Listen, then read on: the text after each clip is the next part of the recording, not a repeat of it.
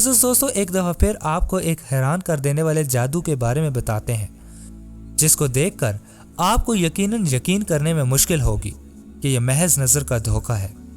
दोस्तों, इस जादू को अंजाम देने वाले शख्स का नाम डायनेमो है। डायनेमो मौजूदा दौर के सबसे पुराने जादूगरों में से एक है और इनकी जादूगरी की ट्रिक्स पूरी दुनिया में मशहूर है। मगर जैसा कि हमने पहले भी तस्करा किया कि यह सब महज जादूगरों का एक पैदा करदा धोखा होता है। जैसा कि डायनेमो का एक जादू भी मशहूर हुआ। इस जादू में डायनेमो एक लड़की को एक मेज पर बिठाता है और अपनी ताकत से इसे हवा में उठाता है। मगर इस जादू की असल हकीकत हम आपको बताते हैं।